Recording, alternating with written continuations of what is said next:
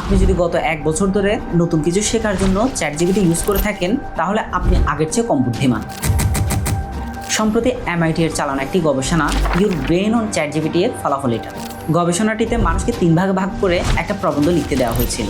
প্রথম গ্রুপটা ছিল LLM গ্রুপ বা লার্জ ল্যাঙ্গুয়েজ মডেল গ্রুপ, যারা যে কোনো কাজ চ্যাটজিপিটি বা জেমিনাই এরকম যে কোনো ধরনের AI সফটওয়্যার দিয়ে করিয়ে নেয়। 2 নম্বর গ্রুপ ছিল সার্চ ইঞ্জিন গ্রুপ, যারা AI এর মাধ্যমে কাজ করিয়ে নেয় না, বরং ইন্টারনেটে ঘাটাঘাটি করে যে কোনো কাজ করে। 3 নম্বরে আছে যারা শুধু নিজেদের ব্রেনকে ইউজ করে। ফলাফল ছিল সারপ্রাইজিং এবং একই সাথে আতঙ্কের। ইলেকট্রোএনসেফালোগ্রাম বা EEG ব্যবহার করে দেখা গেছে, যারা শুধু AI ব্যবহার করেছে তাদের মস্তিষ্কের অ্যাক্টিভিটি এবং কানেক্টিভিটি বেশ দুর্বল ছিল। তারা AI ব্যবহার করে যে প্রবন্ধ জমা দিয়েছিল সেটা খুবই জেনেরিক এবং হালকা ধাঁচের ছিল। এখানে শেষ না, তার চেয়ে ভয়ঙ্কর ব্যাপার হচ্ছে রেসিডুয়াল ইফেক্ট। AI এর ব্যবহার বন্ধ করার পরেও চট করে তাদের মস্তিষ্কের কর্মক্ষমতা আগের মতো হয়নি। অর্থাৎ AI এর ব্যবহার আপনার মস্তিষ্কের উপর একটা দীর্ঘমেয়াদী প্রভাব ফেলছে, যেখানে আপনার ব্রেন অ্যাক্টিভিটি লোয়ার পারফরমেন্সের দিকে ঝুঁকে পড়ছে। কিন্তু কেন এমন হচ্ছে?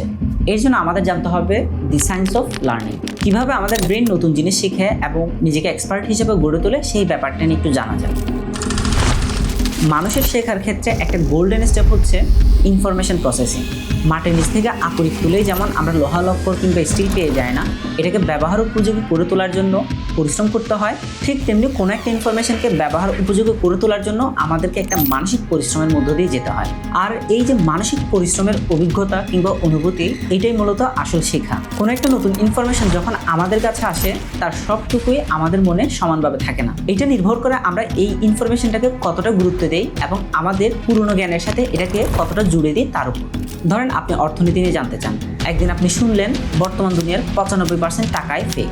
আপনার ব্যাংকে রাখা 5,000 টাকা নানা মানুষের হাতে গিয়ে হিসাব নিকাশের পর সেটা দাঁড়ালো 50,000 টাকায়, কিন্তু টাকা কিন্তু ঘুরে ফিরে সেই 5,000 টাকায়। এখন আপনি যদি চ্যাটজিপিটিতে গিয়ে অল্প বিস্তর ঘাটাঘাটি করে ব্যাপারটা নিয়ে 100% বুঝে গিয়েছেন এমন একটা কনফিডেন্স নিয়ে থাকেন, তাহলে নিশ্চিত থাকেন পরের দিনই আপনি এর বেশিরভাগ অংশ ভুলে যাবেন। কারণ এর ভেতরের গভীর এবং জটিল ব্যাপারগুলো আপনি চ্যাটজিপিটির হাতে তুলে দিয়েছেন, সে আপনাকে অতি সহজ এবং সরলীকৃত একটা সামারি ধরিয়ে দিয়েছে। চ্যাটজিপিটি যদি আপনার জন্য পুরো ইনফরমেশনটা প্রসেস করতে থাকে, তাহলে এখানে আপনি আপনার ব্রেনের চেয়ে চ্যাটজিপিটির ব্রেনকেই বেশি কাজে লাগাচ্ছেন এবং আপনার ব্রেন শুধুমাত্র সামারিটাই অ্যাকসেপ্ট করছে। এক্ষেত্রে আপনি চ্যাটজিপিটিকে আপনার মেইন ব্রেন হিসেবে ইউজ করছেন এবং আপনার ব্রেনকে ইউজ করছেন একটা সহকারী ব্রেন হিসাবে। কিন্তু ব্যাপারটা শাফল করার কথা ছিল, আপনার ব্রেন হবে মেইন ব্রেন এবং চ্যাটজিপিটির ব্রেনটা হবে আপনার সহকারী। কিন্তু প্রশ্ন আসে, এটা কিভাবে করা যায়? এক্ষেত্রে প্রথম স্টেপটা হচ্ছে চ্যাটজিপিটি থেকে সরাসরি কোনো কিছু সামারি নিয়ে সন্তুষ্ট না থাকা, আপনার নিজে থেকে ইনফরমেশনগুলো খুঁটিয়ে খুঁটিয়ে বের করা এবং সবশেষে সেগুলোকে অর্গানাইজ করার ট্রাই করতে হবে।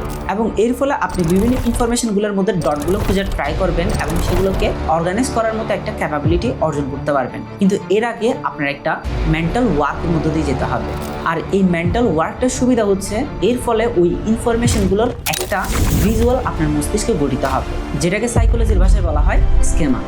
কিন্তু এই পুরো কাজটা যদি চ্যাটজিপিটি কয়েক সেকেন্ডের মধ্যে জেনারিক আলাপের মাধ্যমে করে দেয় আর আপনি বুঝতে পেরেছেন ভেবে তৃপ্তির ঢেকুর তুললেও, এই নলেজগুলো আপনার মাথায় শর্ট টার্ম মেমোরি হিসেবে জমা হয় এবং 2 দিন পর যখন এই রিলেটেড কোনো অ্যাডভান্স প্রবলেম আপনার সামনে আসে, তখন আপনি এগুলোর বেশিরভাগই নিজে থেকে আর সলভ করতে পারবেন না, কারণ আপনি আপনার ব্রেনকে খুব বেশি ট্রেন করেননি এবং ট্রেন হওয়ার জন্য যে টাইমটা দরকার সেই টাইমটাও দেননি। আপনি ইনফরমেশন প্রসেসের যে মেইন কাজটা সেটা আপনি নিজে না করে চ্যাটজিপিটির কাছে দিয়ে দিয়েছেন, আর এটাকেই বলা হয় কগনিটিভ বাইপাসিং। আর এর ফলে যে পরিমাণ প্রসেসিং আপনার ব্রেনের করার কথা ছিল তার 80 থেকে 90% করে দিচ্ছে চ্যাটজিপিটি, কিন্তু শেখার যে ভ্রম সেটা তৈরি হচ্ছে আপনার মধ্যে। আর এটাকেই বলা হয় ইলিউশন অফ লার্নিং।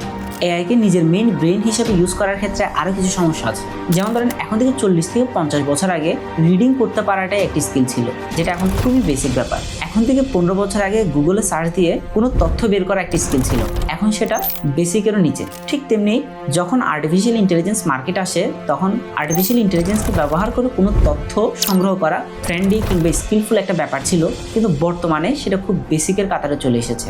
কোনো কোম্পানি কেন আপনাকে নিবে যেখানে লক্ষ লক্ষ কিংবা কোটি কোটি কম্পিটিটর একই উপায়ে চ্যাটজিপিটি ব্যবহার করে উত্তর বের করতে পারে? তাহলে আপনার বিশেষ মূল্যটা কোথায়? আর এখানে চলে আসে ক্রিটিক্যাল থিঙ্কিং এর কথা।